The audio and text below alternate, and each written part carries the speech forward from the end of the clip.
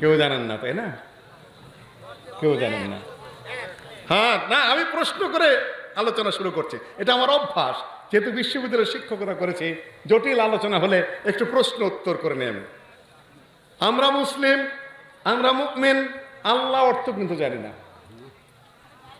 বিসমিল্লাহির রহমানির রহিম, রহমান অর্থ কি, রাহিম অর্থ কি জানি না, কিন্তু সাবজেক্ট দিয়েছেন, ধীর স্থিরভাবে শুনবেন, যতটুকু বুঝবেন ততটুকু কাজে লাগবে। আমরা মুমিন হয়েছি কার উপরে বিশ্বাস করে?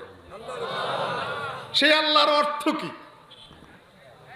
আল্লাহ হলেন মা'লুহ, আলেহা ইয়ালাহ, কথা বলতেইছেন আপনারা,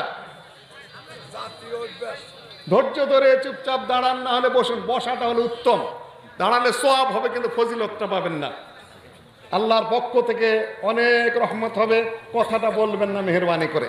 পরিবেশ রক্ষা করুন, পরিবেশ রক্ষা করুন, পরিবেশ রক্ষা করুন।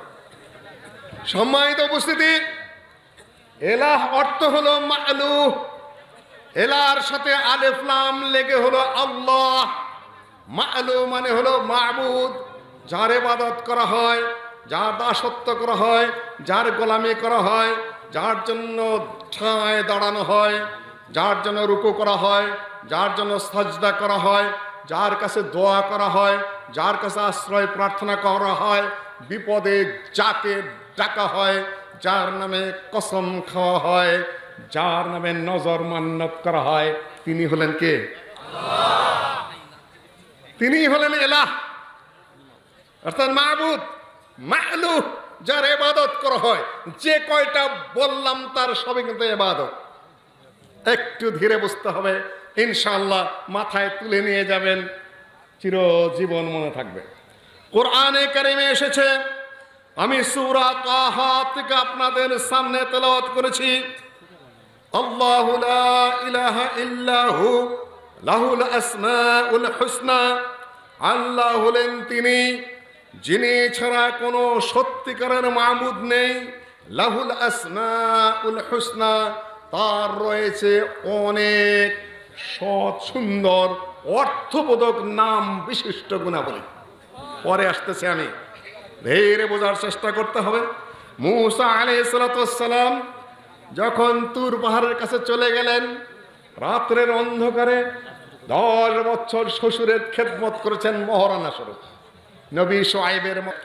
তখনই ডাক, ফালাম্মা আতাহা নুদিয়া ইয়া মূসা ইন্নী আনা রাব্বুক ফাখলা'না আলাইক ইন্নাকা বিল ওয়াদিল মুকাদ্দাসি তুওয়া। আল্লাহ পরীক্ষা করেন, আল্লাহ তার পরিচয় নিজে তুলে ধরেন। কাহিনীটাতে আমি জায়গা মতে আসলাম, আগুনের কাছাকাছি চলে গেছেন মূসা, আগুন নিবেন কিংবা এই জন্য প্রস্তুতি নিচ্ছেন। ওই সময় ডাক আসলো, ইয়া মূসা, হে মূসা, ইখলানা আলাইক, তুমি তোমার স্যান্ডেল খোলো। মূসা আলাইহিস সালাম অবাক হয়ে গেলেন, আগুনের আড়াল থেকে কোন আওয়াজ? আমি আসলে আগুন নিব আর ওই আগুনের ঝলক দেখে রাস্তা চিনব, আগুন থেকে আওয়াজ আসতেছে, হে মূসা স্যান্ডেল খোলো। তিনি চমকে গেলেন। তারপরে আল্লাহ বলছেন, ইন্নাকা বিল ওয়াদিল মুকাদ্দাসি তুওয়া, তুমি তুওয়া নামক পবিত্র জায়গায় আছো এখন। তুমি এখন তুর পাহাড়ের কাছে, তুমি জানিবিল আয়মান, ডান দিকে আছো, আর শাজার আল মুবারাক এসেছে, পবিত্র গাছের কাছে আছো। তুমি স্যান্ডেল খোলো, তুমি বিনয়ী হও। এখন আপনার স্যান্ডেল কোথায় খোলেন? 21শে ফেব্রুয়ারি গেছে নাকি? এখানে একটা জায়গা পবিত্র ঘোষণা কে দিতে পারে? আর কে দিতে পারেন? আল্লাহ।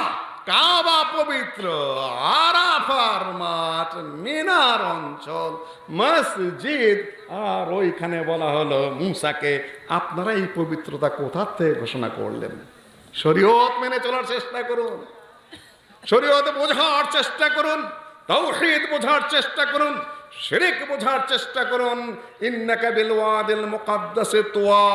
তারপর বলছেন, ইন্নী আনা রাব্বুক, হে মূসা, আমি তোমার রব। কে বলছেন? পরে আবার এগিয়ে যায় বলছেন আল্লাহ নিজে, ওয়ানা আখতারতুক, আমি তোমাকে রসুল হিসাবে গ্রহণ করেছি, নবী হিসাবে গ্রহণ করেছি। ফাসতামি, তুমি শোনো, যা ওহী হচ্ছে তোমার কাছে, আমরা বলি না, সকল বিধান বাতিল করো, ওহির বিধান কায়েম করো, তাই না? ফাস্তামে লিমা ইউহা, ওহি যা হচ্ছে তা শোনো। ওহির সর্বপ্রথম কথা কে কে বলতে পারবে? ওহির সর্বপ্রথম কথা কি? ইন্নানি আনা আল্লাহ, আল্লাহই বলে দিচ্ছেন ওহির সর্বপ্রথম কথা কি। তোমার কাছে যা ওহি আসছে, হে মুসা তুমি শোনো, ওহির প্রথম কথাই হলো ইন্নানি আনা আল্লাহ, নিশ্চয়ই আমি আল্লাহ, ফাবুদনি, তুমি আমার ইবাদত করবে, ওয়া আকিমিস সালাতা লিযিকরি, আমার স্মরণে তুমি সালাত কায়েম করবে। আল্লাহর পরিচয় আল্লাহ দিলেন কিনা বুঝতে পেরেছেন? ইন্নানি আনা আল্লাহ, নিশ্চয়ই আমি নিজেই আল্লাহ। এখন আল্লাহকে আল্লাহু লা ইলাহা ইল্লাহু লাহুল আসমাউল হুসনা, আল্লাহ এমন এক মহাসত্তা যিনি ছাড়া কোনো মাবুদ নাই, তার অনেক সুন্দর সুন্দর অর্থবোধক নাম রয়েছে। এই পর্যন্ত আপনারা কিছু বুঝতে পারলেন? আল্লাহ হলেন মালুহ, আল্লাহ হলেন মাবুদ, আল্লাহ হলো যার কাছে আশ্রয় প্রার্থনা করা হয়, আল্লাহ হলেন যাকে ডাকা হয়, আল্লাহ হলেন যার সামনে রুকু করা হয়, আল্লাহ হলেন যাকে সাজদা করা হয়, আল্লাহ হলেন যার নামে কসম খাওয়া হয়, আল্লাহ হলেন যার কাছে বিপদ মুক্তি কামনা করা হয়, আল্লাহ হলেন যার নামে কসম খাওয়া হয়, আল্লাহ নামে হলেন যার কাছে আশ্রয় প্রার্থনা করা হয়। ইনি হলেন কি মালুহ। ইবাদতের অর্থ কি আমি সেদিকে আর যাচ্ছি না, সংক্ষিপ্ত ভাবে আমি শুধু বিষয়টা আপনাদের সামনে বুঝিয়ে দেওয়ার চেষ্টা করছি। আল্লাহ কোথায়? আল্লাহ কোথায় কে বলতে পারবেন? আর রহমান আলাল আরশে ইস্তাওয়া, আল্লাহ হলেন আরশের উপরে। আল্লাহ আছেন না নাই? সৃষ্টি কে করেন? আলহামদুলিল্লাহি রাব্বিল আলামিন, সমস্ত প্রশংসা আল্লাহর জন্য, যিনি হলেন রব। কিসের রব? আলামিন অর্থ কি কে বলতে পারবেন? বলেন তো দেখি। কি? সত্যবাদী, বিশ্বাসী। আপনারা কি বললেন? আরশ। মাশাআল্লাহ, দুই একজন মাত্র আছেন, বাকি নীরব। আল্লাহ প্রসঙ্গে আলোচনা করতে বলেছেন। সবচেয়ে বড় সৃষ্টি হলো আরশ, আর সবচেয়ে উৎকৃষ্ট সৃষ্টি কোনটা? মানুষ। দেখেন কত সমস্যা হচ্ছে। সবচেয়ে বড় আকারে বড় হলো আরশ, আর সবচেয়ে উৎকৃষ্ট কি? লাকাদ খালাকনাল ইনসানা ফি আহসানি তাকওয়িম। আলম মানে হলো সৃষ্টি জগতের যত কিছু আছে, আল্লাহ ছাড়া যত কিছু সবই কি আল্লাহর সৃষ্টি কিনা? আল্লাহ ছাড়া যত কিছু সবই আল্লাহর সৃষ্টি। আরশ বলেন, আরশের নিচে কি আছে কে বলতে পারবেন? পারবেন না জানি। আর ওয়া কানা আরশু আলাল মা, আল্লাহর আরশ হলো সাগরের উপরে। সাগরের নিচে কি আছে? কুরসি। কুরসির তাফসীর আমি যাব না। কুরসি মানে কি কেউ বলতে পারবেন? চেয়ার। হইল আহলে হাদিস। মাউদাল কাদামাইন, আল্লাহ দুই পা রাখার জায়গা। কদম নিয়ে আমি আসতেছি, খুব শীঘ্রই পা নিয়ে আলোচনা করব আল্লাহর, ইনশাআল্লাহ সামান্য কিছু আলোচনা করব। তার নিচে হলো প্রথম আকাশ, দ্বিতীয় আকাশ, তৃতীয় আকাশ, চতুর্থ আকাশ, পঞ্চম আকাশ। উপর থেকে নিচে নামেন বা নিচের থেকে উপরে নামেন, নিচের আসমানের নিচে চন্দ্র, সূর্য, গ্রহ, নক্ষত্র, গ্যালাক্সি, আরও যত ব্ল্যাক হোল থেকে যত কিছু আছে, সকল কিছুর পরে তারপরে আপনি এই দুনিয়াতে আসলেন। আল্লাহ আরশের উপরে। কোথায়? আল্লাহ আরশের উপরে রয়েছেন। আরশ থেকে তিনি সব দেখেন, সব শোনেন, সব নিয়ন্ত্রণ করেন। আল্লাহর হাত আছে না নাই? কয় হাত? ডান হাত। আর কোন হাত? আল্লাহর বাম হাত নাই। কেলতা ইয়াদাইহি ইয়ামিন, হাদিস সহিহ। আল্লাহর দুই হাতে ডান হাত। তাহলে সেটা কেমন করে এলো? দুই হাতে ডান হাত হয়? আল্লাহ রাসূল বলেছেন আমার করার কিছু লাইসা কামিসলি শাইউন ওয়া হুয়াস সামিউল বাসীর। হাত অর্থ হাত, সেটা আমি বুঝি, কিন্তু কেমন সেটা আমি জানি না। কামা ইয়ালিকু বিজালালিহি, আল্লাহর পা আছে কিনা নাই? আল্লাহর পা আছে। কুরসি অর্থ কি? মাউদিল কাদামিন, আল্লাহর দুই পা রাখার জায়গা। আল্লাহর পা কেমন? লা কামা ইয়ালিকু বিজালালিহি। আপনারা গরুর পা দেখছেন? দেখছেন? কয়েক নূর। তার গুণাবলী উত্তম নাম বিশিষ্ট মহান সত্তা তিনি আছেন। তিনি রহমান, তিনি রাহিম, তিনি করিম, তিনি গাফুর, তিনি সত্তার।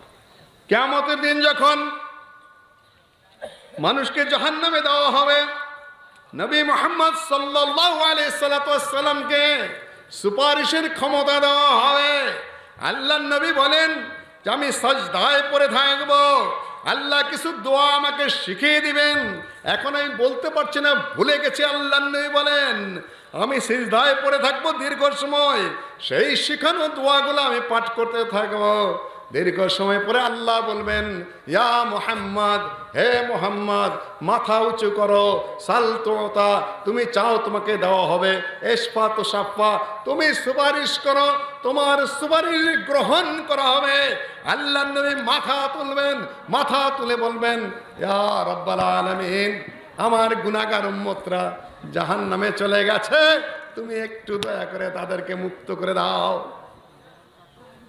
আল্লাহর পক্ষ থেকে উম্মতকে সুপারিশ করার সুযোগ দেওয়া হবে।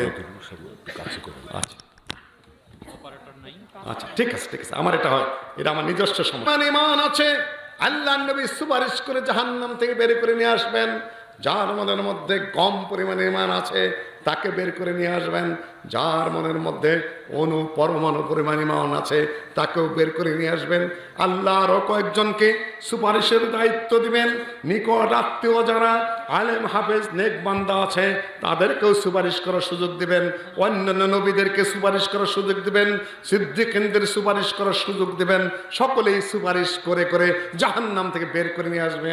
তখন আল্লাহ বলবেন সকলের সুপারিশ শেষ, এরপরে আমার রহমত রয়ে গেছে, বাকি তো আনা আরহামুর রাহিমিন, আমি সকলের চেয়ে বেশি রহমান, বেশি দয়াময়, বেশি করুণাময়।